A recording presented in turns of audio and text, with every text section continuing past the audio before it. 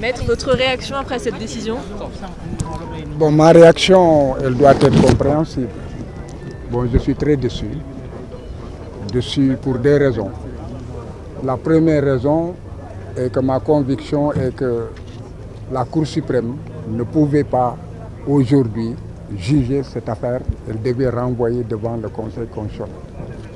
Mais enfin, elle a décidé autrement en disant que le mémoire serait tardif et que par voie de conséquence, donc, il est déclaré irrecevable.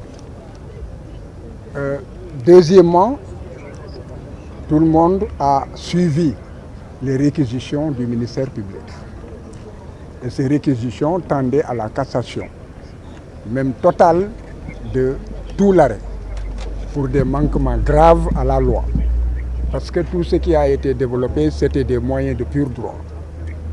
La Cour de cassation, donc la Cour suprême, s'est débrouillée pour rejeter un à un tous les moyens et a accepté un seul moyen qui en réalité n'avait aucun intérêt pour Ousmane Sonko et pour ses avocats. C'est en fait sur la contrainte par corps. Donc en définitif, la Cour a confirmé ce que la Cour d'appel avait rendu comme décision et a seulement dit que les dommages et intérêts alloués à Mame Mbaye Niang et les frais de procédure, n'est-ce pas, ne pouvaient pas être recouverts par la voie de la contrainte par corps, donc un emprisonnement de 2 ans. C'est cela la contrainte par corps lorsque la somme dépasse en fait 1 million. Donc c'est cela la décision qui est surprenante. Alors, en dehors de cela, il est clair que nous ne baisserons pas les bras. Depuis des années, nous avons effectivement été confrontés à des décisions très surprenantes, n'est-ce pas, qui de nos analyses étaient désarticulées et ne correspondaient pas en fait à ce qui devait pouvoir être.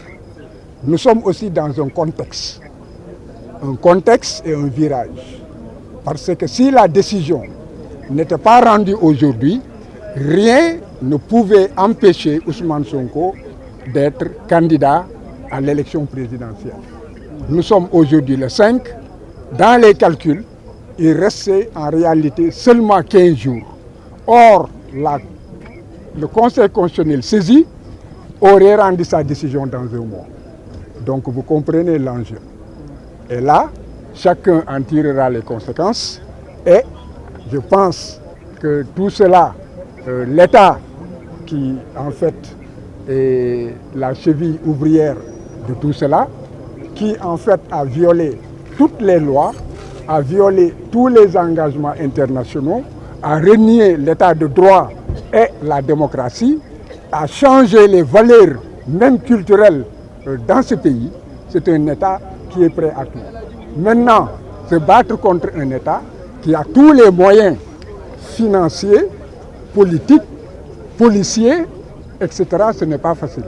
Mais ce qui est important, c'est que Ousmane Sonko a gagné devant l'opinion publique nationale, a gagné devant l'opinion publique internationale, et l'histoire retiendra qu'il y a un complot d'État qui a réussi à l'affaiblir.